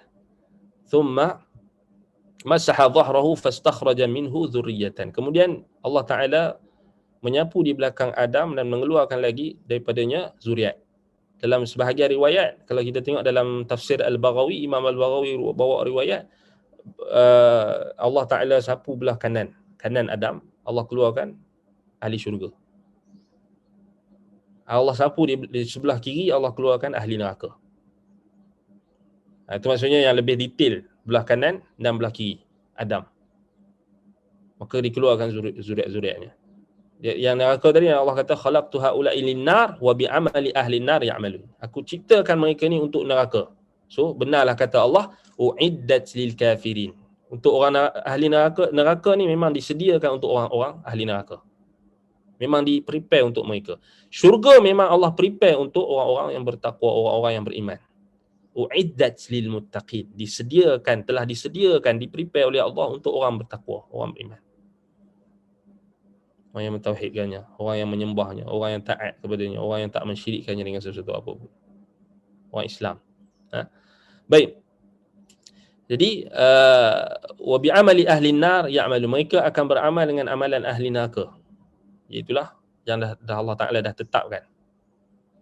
Maka tengok seorang lelaki berkata, faqala rajulun ya Rasulullah fa fimal amal. Seorang lelaki pun tanya, seorang sahabat Nabi tanya, ya Rasulullah, kalau macam tu kenapa kita kena beramal? So nampak ni kefahaman dia sekarang ni ada iskal dekat kefahaman seorang sahabat ni. Dia ingat dah Allah cipta kita ni, ada dah ahli neraka dah siap, ahli syurga dah siap. Kenapa kena beramal? Fafimal amal. Kenapa kena beramal? Faqala Rasulullah sallallahu alaihi wasallam. Apa jawab Nabi? Idza khalaqallahu al-'abda lil jannah ista'malahu bi amali ahli jannah. Bila Allah dah mencipta seorang hamba itu untuk syurga, maka Allah akan menjadikan dia untuk mudah melakukan amalan ahli syurga. Ista'malahu bi amali ahli jannah. Allah akan pemudahkan dia untuk beramal dengan amalan ahli syurga. Hatta yamuta ala amalin min a'mali ahli jannah fayadkhulu bihi atau fayudkhilu bihi al-jannah. Sehingga dia mati dalam keadaan dia beramal dengan amalan-amalan ahli syurga, maka dia akan masuk ke dalam syurga dengan amalan tersebut. Wa idza khalaqallahu al-'abda lin-nar ista'malahu bi'amali ahli an-nar hatta yamuta 'ala 'amalin min a'mali ahli an-nar fayudkhila bihi an-nar. Dan Allah apabila mencipta hamba-Nya untuk neraka, maka dia akan jadikan hamba-Nya itu, dipermudahkan untuk hamba itu beramal dengan amalan ahli neraka, sehinggalah dia mati dalam keadaan diamalkan amalan ahli neraka, maka dimasuk ke dalam neraka, wal iyad billah. Inilah yang Allah Taala sebut dalam Al-Quran, fa'alhamaha fujuraha wa taqwaha. Kemudian Allah kata apa? Fa amma man a'ta wa amma man a'ta wattaqa wa saddaqa bil husna fasanuyassiruhu lil yusra. Ada orang yang bertakwa, orang yang memberi, yang beramal, dia beriman dan beramal, dia memberi, wattaqa, dan dia bertakwa, dan dia menjauhi larangan-larangan Allah. Fasanuyassiruhu lil yusra, maka kami akan pemudahkan dia untuk menempuh jalan kemudahan. Fasanuyassiruhu lil yusra. Syarat dia apa? Wasaddaqa bil husna, dia membenarkan, dia yakin dan membenarkan al-husna, iaitulah ganjaran dan pahala yang Allah Ta'ala telah sediakan, syurga. Sebahagian tafsir salaf, dia membenarkan la ilaha illallah, tauhid. Ini Allah akan pemudahkan dia untuk beramal dengan amalan ahli syurga, dan dia mati dalam keadaan amalan ahli syurga. Yang ni yang kita nak. Ini Nabi bagi tahu kat sahabat tadi, kenapa kena beramal? Ni sebab kita tak tahu nasib kita. Sebab tu kita kena beramal dengan amalan ahli syurga, supaya kita dimasukkan ke dalam syurga. Kita sebab apa? Sebab kalau orang tu okey macam nilah sekarang. Ada orang dia kata, kenapa nak kena beramal? Kan? Dah kita ditentukan ahli syurga, ahli neraka, baik jawab dekat dia, engkau tahu kau ahli syurga ke ahli neraka? Tanya dia. Takkan ada orang yang akan jawab. Tak boleh jawab kerana kita tak tahu. Kita tak tahu. Betul tak? Itu simple ni nak jawab. Siapa sini yang boleh dabik dada dia ahli syurga? Ada? Tak boleh. Cuba tengok. Nabi SAW, Nabi ni confirm dalam syurga. Tapi bila sahabat tanya Nabi, bila Nabi SAW doa, ya muqallibal qulub tsabbit qalbi ala dini, wahai Tuhan yang membolak-balikkan hati. Sebab Nabi kata apa? Innal qulubal ibad baina isba'aini min asabi'ir rahman yuqallibu kaifa syaa. Sesungguhnya hati hamba-hamba itu berada di antara dua jari jemari daripada jari jemari Allah Ar-Rahman. Dia membolak-balikkan hati-hati hambanya mengikut apa yang dia kehendaki. Kemudian Nabi doa apa? Ya muqallibal qulub tsabbit qalbi ala dini. Wahai Tuhan yang membolak-balikkan hati, maka tetapkanlah hatiku di atas agamamu. Dalam sebahagian riwayat disebutkan Nabi kata, aku tak tahu dekat mana, aku ni di genggaman mana. Nabi kata, aku tak tahu aku ni di genggaman mana, genggaman kanan ke genggaman kiri. Subhanallah. So Nabi SAW ajar kita, kita tak tahu kat mana kita. Walaupun Nabi tu dah confirm dari syurga, tapi dia didik kita supaya jangan terpedaya dengan kedudukan, jangan terpedaya dengan kebaikan kita, jangan terpedaya dengan kesolehan kita, dengan amalan kita, jangan terpedaya. Kerana kita tak tahu hakikat. Nabi ajar, Allah tunjukkan kepada Nabi kita macam tu cara kita beramal. Bila beramal, jangan kita rasa kita dah masuk syurga. Oh, buat amalan sikit, oh aku confirm syurga dah ni. Baca Quran sedap sikit, oh hebat dah aku ni. Belajar sikit, baru baca kitab, baru khatam kitab, oh dah kembang luar hidung dah. Baru Allah Ta'ala bagi kemampuan pergi masjid, dah mula dah nampak orang yang tak pergi masjid ni semua apa? Semua macam kufur dah. Dah ada bangga kan? Baru dapat pergi masjid dah pandang pandang remeh pula orang yang tak pergi masjid dah. Dah belagak dah. Macam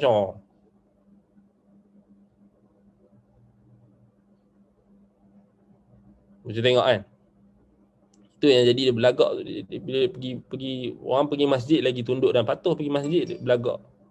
Tendang orang, sepak orang. Macam yang ada kes apa yang waktu PKP yang awal dulu tu.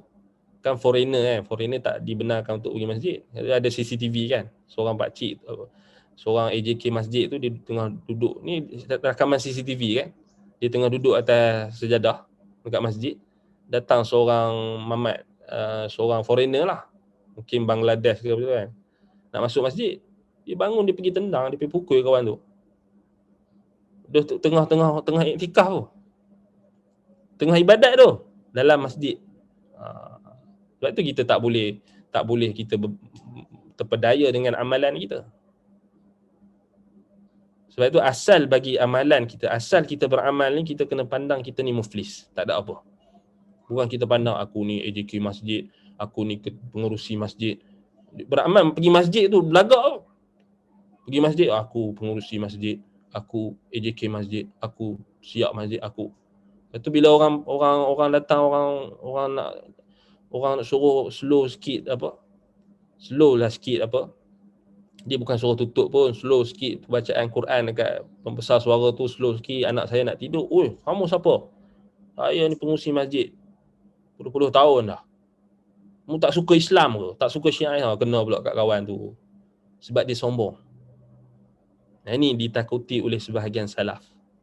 Orang macam ni bukan lagi dekat dengan Allah, lagi jauh. Walaupun dia kaki masjid. Bahkan datang dalam riwayat Al-Hakim dengan sanad yang sahih.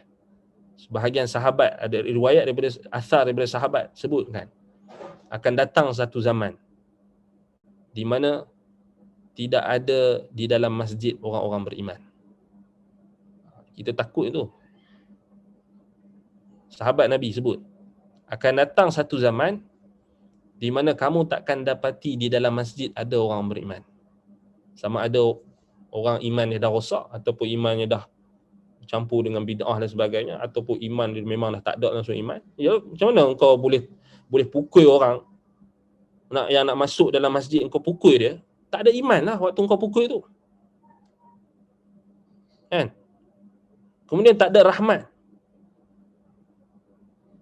Ini bukan kita nak kata semua masjid lah, tapi sebahagian masjid tu disuapkan pangkat jawatan, dia pegang lama kan, dia sombong.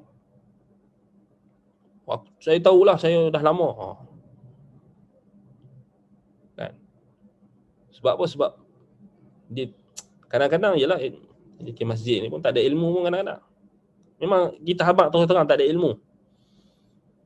Itu yang jadi banyak muskilah.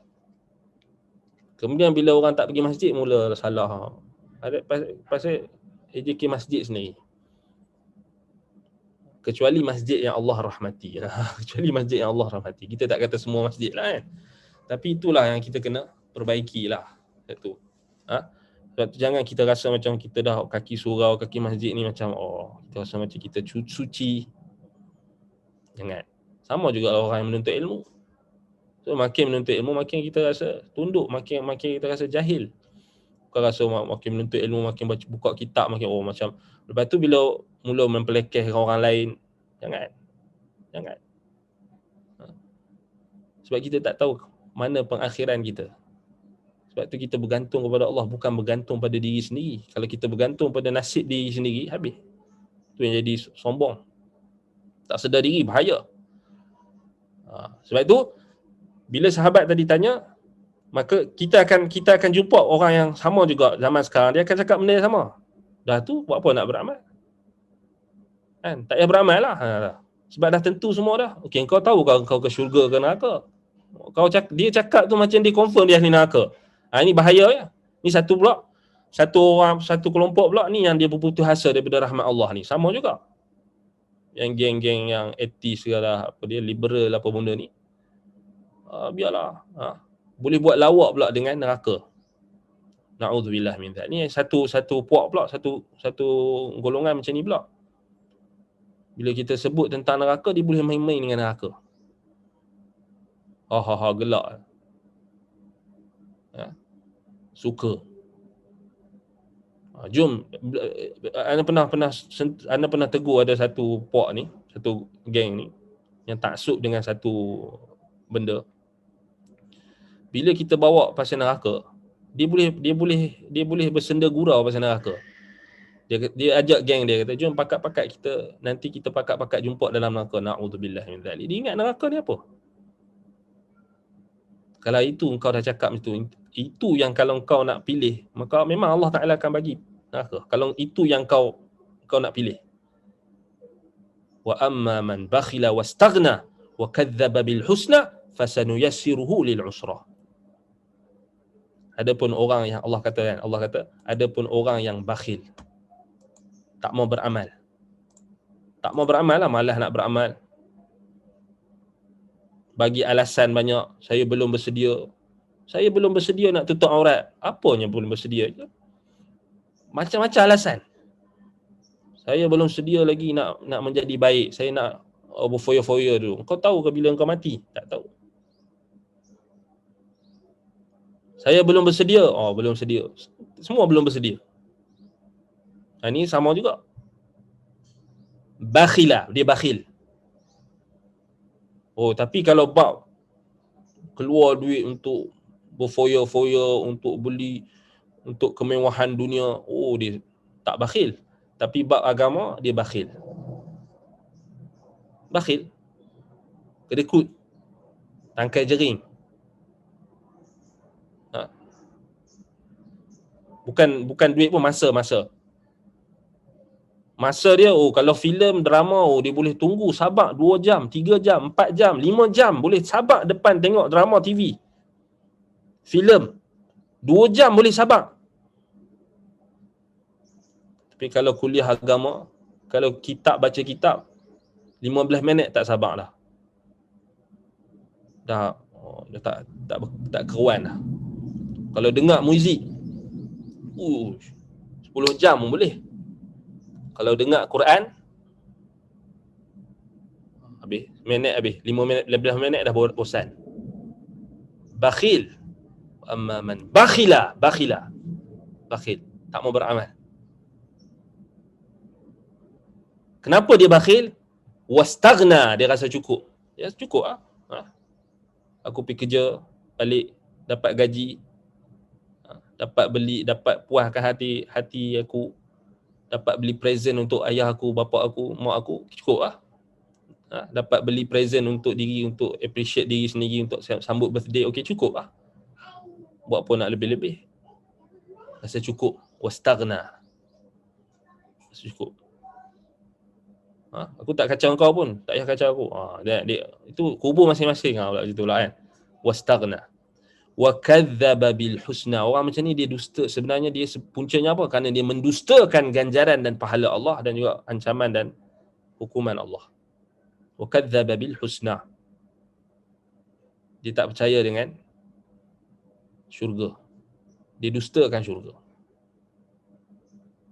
Fasanuyassiruhu lil usra. Allah kata kami akan mudahkan dia untuk jalan yang susah, neraka. Tak apa. Engkau boleh bangga, kau buat maksiat, kau boleh bangga. Allah memudahkan dia untuk masuk neraka. Na'udzubillah min dzalik. So ini kita kata tak bolehlah kita berhujah dengan hadis ini. Kita kata orang yang nak buat maksiat, dia kata dah ditentukan dia dah ahli neraka. Mana engkau tahu engkau ahli neraka? Tak. Melainkan memang kau nak pilih sendiri neraka, yang memang Allah bagi pilihan untuk kau pilih. Wa hadainahun najdain. Allah Ta'ala tunjuk, Allah bagi dua jalan. Allah Ta'ala pemudahkan. Kalau orang nak pilih jalan syurga, Allah akan memudahkan. Tiba-tiba dia bagi alasan dah ditetapkan sebagai ahli neraka. Salah. Sebab mana dia tahu dia ahli neraka ke ahli syurga? Dia sama lah, ahli syurga pun, orang yang baik pun, dia tak boleh dakwa, dia tak boleh dabik dada saya ahli syurga. Kadang-kadang tu melampau-lampau kadang-kadang. Sebahagian, inilah isteri syurga saya. Siapa kata? Jangan confirm sangat. Warak sikit. Inilah anak syurga saya. Jangan kita menjazamkan syurga dan neraka. Neraka kita tak boleh menjazamkan seseorang, syurga pun tak boleh kita menjazamkan. Ini kaedah dia.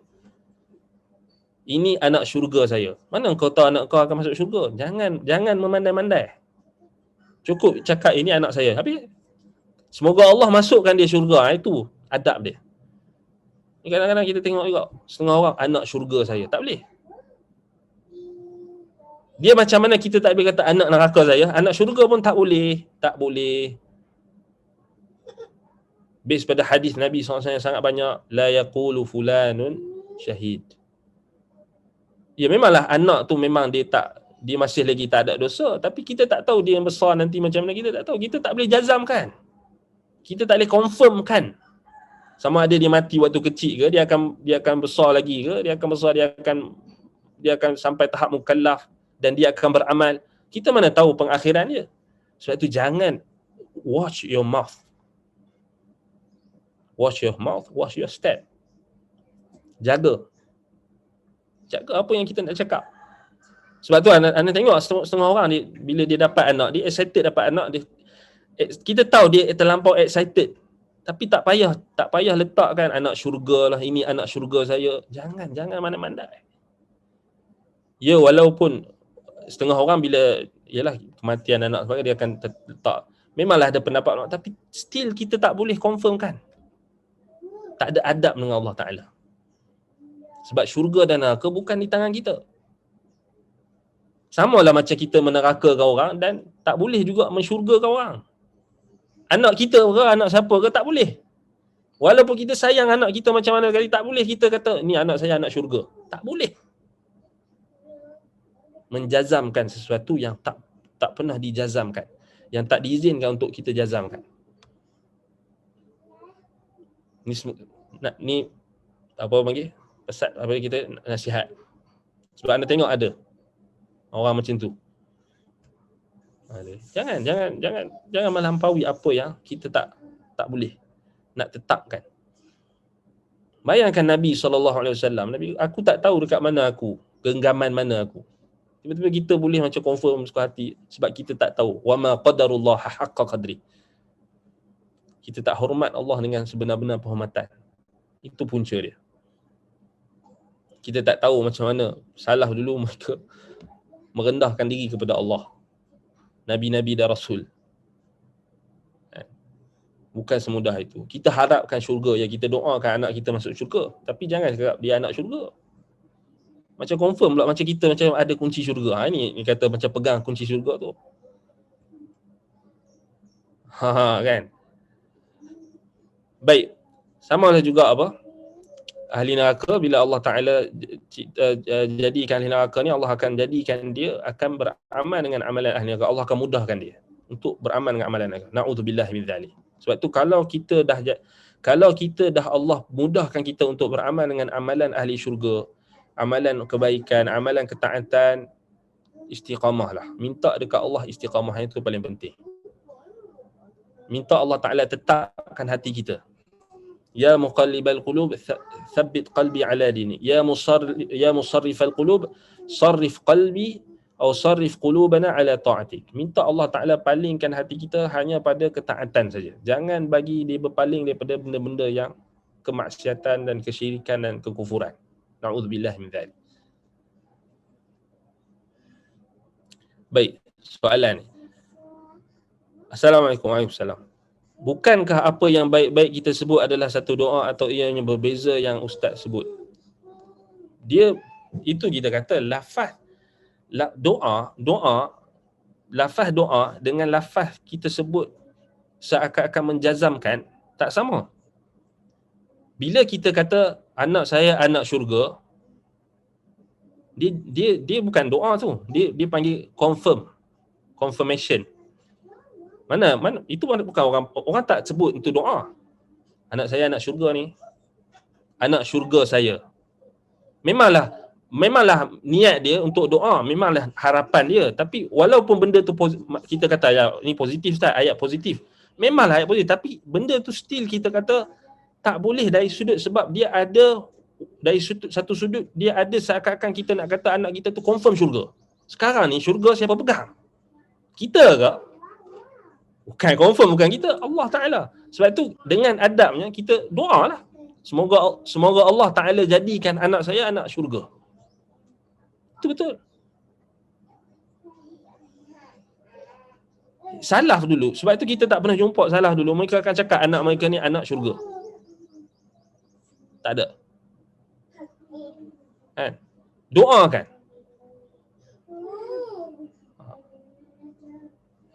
Doakan. Semoga anak saya jadi anak syurga. Semoga anak saya masuk syurga bersama saya. Semoga Allah masukkan saya ke dalam syurga bersama anak zuriat keturunan saya. Itu yang dituntut. Bukan kita guna lafaz tu kita macam seakan-akan macam confirm. Dia sama macam neraka lah. Macam mana kita tak boleh menerakakan orang. Okey, dia syurga dengan neraka ni dia tak ada beza, sama dari sudut konsep benda tu milik Allah. Syurga dan neraka ni makhluk Allah yang Allah sahaja yang berhak untuk masukkan siapa yang dia kehendaki. Kita tak ada hak. Okey, cuba kita sebut anak neraka. Marah orang kan? Sama juga macam anak syurga. Tak boleh. Sebab neraka dan syurga bukan kita punya. Suka-suka hati kita sebut. So, maksudnya lafaz tu yang disebut anak syurga saya, anak syurga saya, anak syurga. Tak perlu, anak saya cukup lah. Cahaya mata saya cukup. Tak payah syurga-syurga tu, tak payah. Tak payah letak kalau kita cakap dalam statement kenyataan. Tak payah. Nampak? Setengah orang baru nikah. Kita fahamlah baru nikah ni excited, sama juga. Isteri syurga saya, jangan. Suami syurga saya, jangan. Memang Nabi SAW kata, tengok, kerana suami kamu adalah syurga kamu, jannatuka. Tapi bukan bermaksud kita kena guna lafaz tu, syurga saya, ini syurga saya, ini syurga saya. Maksudnya dari satu sudut kita kata tak boleh, tak, maksudnya dia kena tengoklah, maksudnya dia seakan-akan macam kita macam confirm. Lainlah kalau dia nak maksudkan, maksudnya syurga tu dia nak maksudkan adalah maksudnya apa yang tenang bagi dia. Kalau ada maksud yang lain, macam kita kata rumahku syurgaku, maksudnya bukanlah syurga dia, tapi maksudnya rumahku syurga tu maksudnya tempat yang aku tenang lah. Macam istilah kan, rumahku syurgaku. Tapi kalau dia nak maksudkan macam anak tadi tu, macam anak syurga tu, selalunya bila anak dia bila orang yang kematian anak dia akan terus macam confirm. Kadang-kadang tu ialah kalau memanglah ada pendapat ulama yang kata anak yang sebelum baligh itu tempatnya syurga, tetapi kok mana pun kita beradab. Ya, tak boleh. Kita tak boleh. Tak payah sebut anak syurga tu. Selamat tak payah sebut. Dia Down syndrome ke, dia kurang upaya ke apa ke, tak perlu. Kita just biasa kita doakan kebaikan. Tak perlu kita gunakan istilah-istilah macam tu untuk, ialah kita kata dia Ana pun tak faham lah macam mana. Ada setengah orang dia mungkin dia nampak benda tu, dia kata positif, okey positif. Tetapi kita kena faham, dia pertama sekali senang je. Adakah benda tu dia balik pada kalau kita tak suka orang kata anak neraka, macam tu juga kita tak boleh kita kata apa?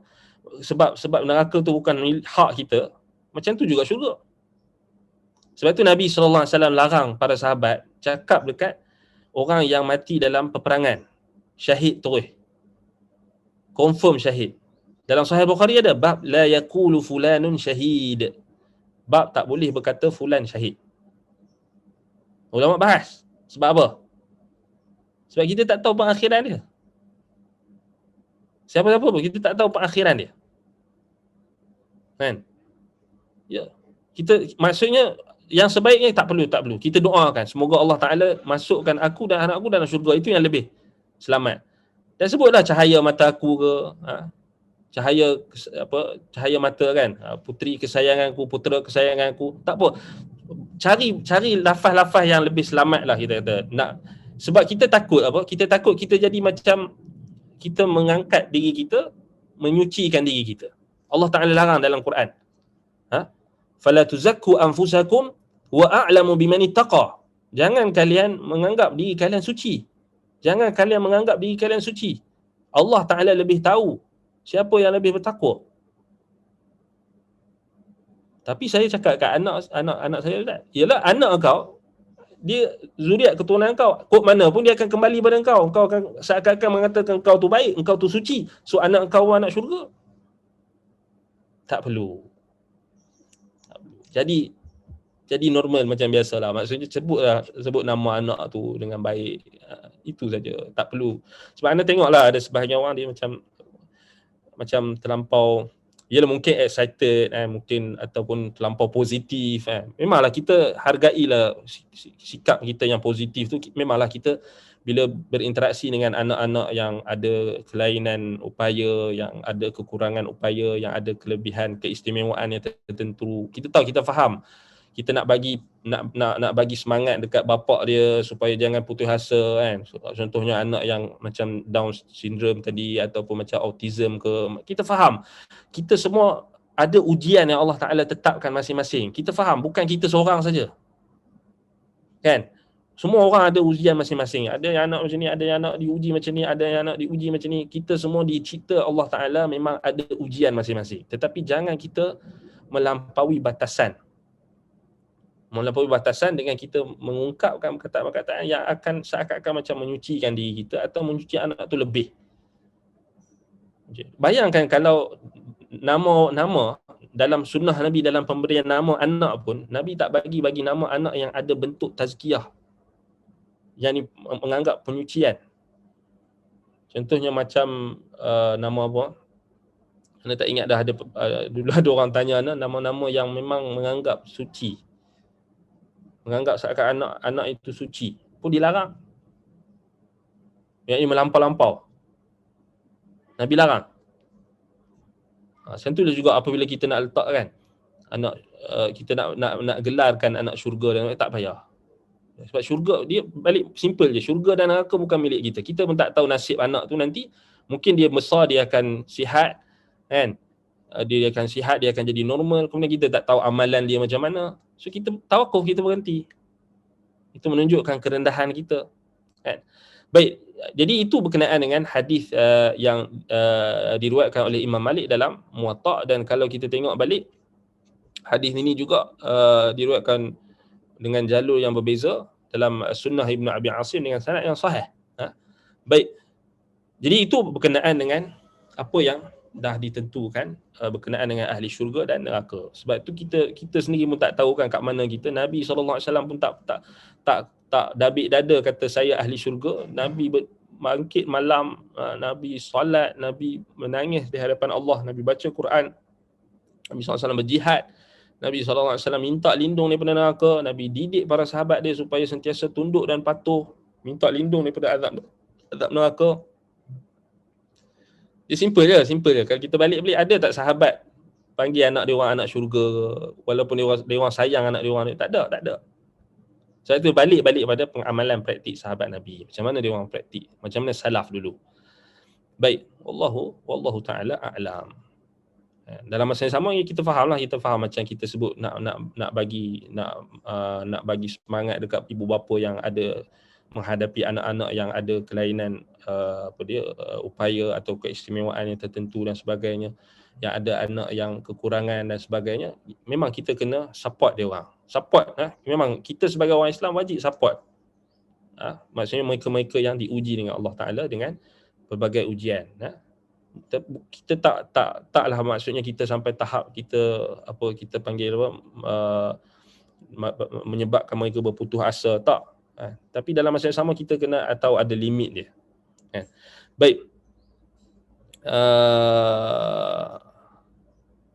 Dia kalau macam yang soalan tanya, bukankah apa yang baik-baik kita sebut tu satu doa?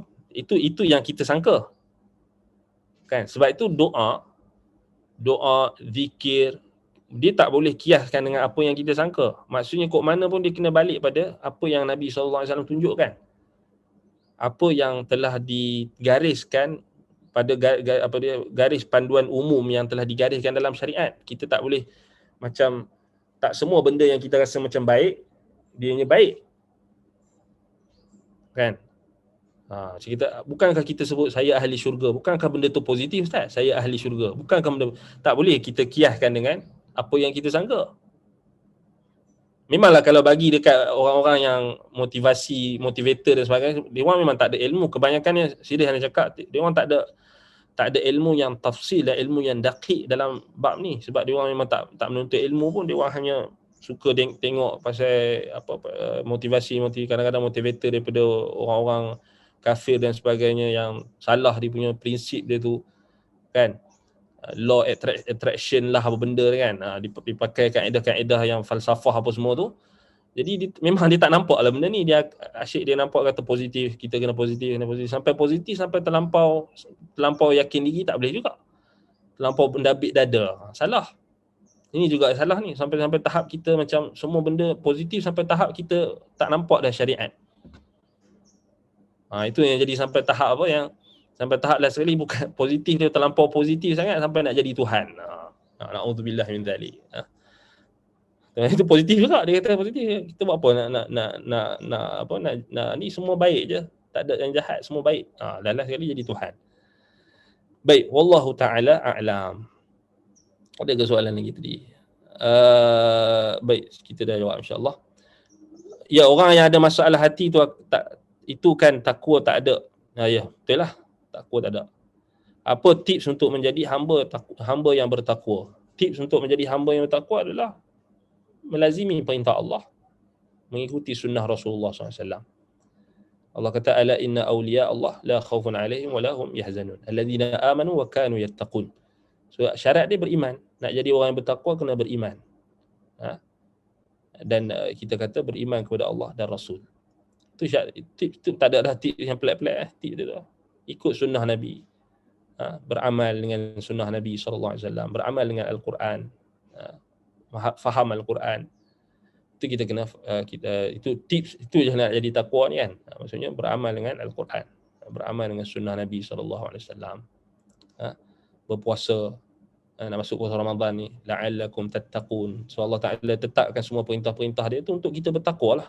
Untuk kita, takwa ni apa maksudnya? Takwa ni kita jadikan antara kita dengan azab Allah tu adanya shield, adanya pelindung, adanya penghalang yang boleh menghalang kita untuk masuk ke dalam neraka. Penghalang yang paling utama untuk halang kita untuk masuk neraka adalah tauhid. Jadi fokus pada tauhid. Itu cara kita nak takwa. Kan? Bukannya kita buat benda-benda yang pelik ataupun tips-tips yang pelik, tak ada kan. Kalau tanya semua ustaz, semua tips sama je. Sebab ustaz yang mengajar agama ni sumber dia satu, Quran dengan sunnah dengan kefahaman sahabat. Kalau jumpa yang pelik-pelik sikit, skip lah dulu kan. Walaupun dia ustaz ke apa, skip dulu. Kalau tak ada dalil daripada Quran dan sunnah, jangan ikut kan. Sebab orang kadang-kadang dia nak tips ni, dia nak tips yang pelik-pelik kan. Kena pejam mata, bayangkan syurga gini-gini, bayangkan tok syekh, bayangkan guru. Kalau nak ada, kalau orang setengah tu dia tips macam mana nak dapat khusyuk dalam solat, dia suruh tutup mata, sedangkan Nabi larang kan. ataupun disuruh apa, apa dia, padam lampu dulu kan nak solat tu, kemudian buat benda-benda yang pelik-pelik dulu ke kan. Tak ada dalam apa agama kita ni, tak ada yang pelik-pelik tu. Apa yang tips yang kita boleh ambil hanyalah daripada Al-Quran, Sunnah dan juga apa yang diistimbatkan oleh para ulama salaf. Baik, jadi insya-Allah kita berhenti setakat ini. Kita akan sambung perbahasan kita berkenaan dengan mitsaq, iaitu perjanjian pertama yang kita ambil di hadapan Allah dan juga yang kita yang dibentangkan Nabi Adam alaihissalam, zuriat keturunannya, yang ada pendapat ulama yang mengatakan ianya berlaku di bumi, ia berlakunya setelah Adam diturunkan ke bumi dalam mentafsirkan ayat Al-A'raf 172 tersebut. Itu ada yang pendapat yang mengatakan di mana, di Wadi Na'man di Arafah, itulah di Arafah, dan kita akan tengok nanti perbahasannya insya-Allah. Baik, kemudian kita akan masuk berkenaan dengan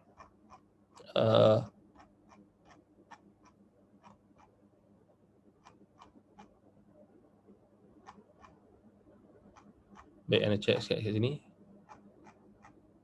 Okey, kita akan masuk berkenaan dengan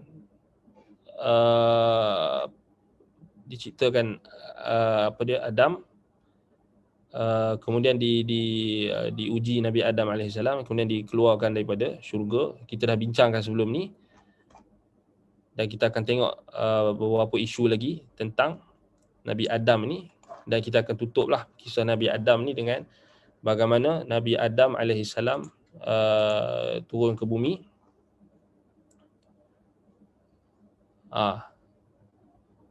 Memang ada pendapat yang dinukilkan Ibn Abbas kata turun di India. Itu ada pendapat salaf. Sejauh mana sahih tak? Itu kita tawakkuf, kita berhenti. Di Jeddah tu, yang kata Jeddah ni Hawa tu turun kat Jeddah. Qila dikatakan. Kita tak boleh nak jazamkan juga. Secara adabnya kita tak akan confirm. Sama lah dalam ilmu ni, kita tak boleh nak, bila benda tu tak dijazamkan, kita pun kata wallahu taala alam, tak boleh dijazam, tak boleh dikonfirmkan. Kita pun kata ada pendapat, tapi kita kata wallahu taala alam, Allah lebih tahu kan yang sahih, yang mana yang lebih benar. Tak ada pun faedah dari sudut hukum hakam yang kita kena buat dalam konteks kita tahu benda tu kan. Tak ada kita natijah amalan kan kat situ, cuma sekadar ilmu kan. Tetapi yang kata kat Gunung Jerai tu memang tak ada lah, itu memang out terus kan, memang merapu lah kan. Yang kata Nabi Adam turun dekat Gunung Jerai tu memang karut lah, memang 100% khurafat, karut marut lah. Memang tak betul, kerana memang tak ada pendapat salah pun kata kat Gunung Jerai tu. Punyalah taksub dengan Gunung Jerai tu sampai nak kaitkan Nabi Adam turun kat Gunung Jerai, punya taksub dengan Melayu tu.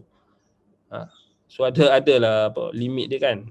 Kalau dah taksub sangat pun janganlah selewengkan apa dia, kisah-kisah nabi-nabi ni kan. Hati-hati. Sebab tu macam dekat India memang ada pendapat. Memang ada pendapat di India. Di Jeddah bukan Nabi Adam, Hawa. Kata Hawa. Adam di India.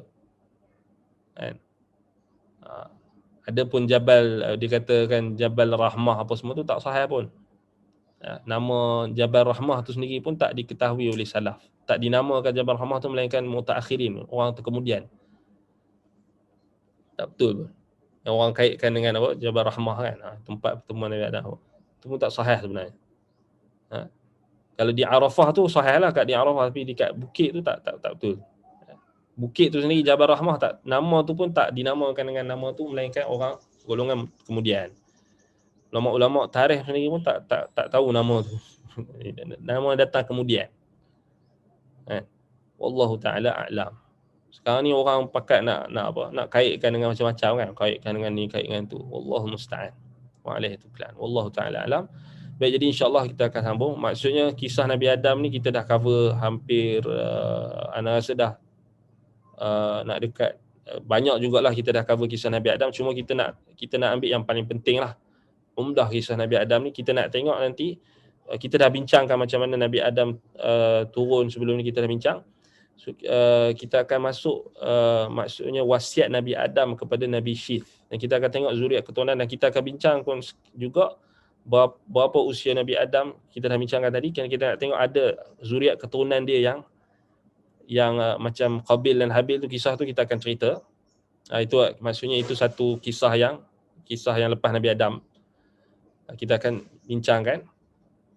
Yang sahihnya Qabil dengan Habil ni apa dia lepas tu ada lagi anak-anak Nabi Adam seperti Nabi Syih dan sebagainya yang akan kita bincangkan insya-Allah. Baik, aqulu qawli hadza wa astaghfirullah li wa lakum. Nabi Syith, dia bukan Syith, Syith, Shin ya Tha. Wallahu taala alam. Kalau kita tengok pendapat yang kata bina Kaabah ni, ada juga pendapat daripada salaf yang kata Allah malaikat yang first bina Kaabah ataupun yang bina rumah ibadat yang pertama, kemudian Nabi Adam, ditunjukkan kepada Nabi Adam alaihissalam. So itu ada qaul daripada ahli tarikh, daripada sejarawan Islam, daripada ulama-ulama ada qaul, tapi bukan Nabi Syih, bukan Nabi Syih yang bina Kaabah. Wallahu taala alam. Kita akan bincang kemudian. Baik. Aqulu qawli hadza wa astaghfirullah li wa lakum. Subhanakallahumma wa bihamdika asyhadu an la ilaha illa anta astaghfiruka wa atubu ilaik. Wassallallahu ala Muhammadin wa ala alihi wa sahbihi wa baraka wa sallam. Alhamdulillahirabbil alamin. Assalamualaikum warahmatullahi wabarakatuh.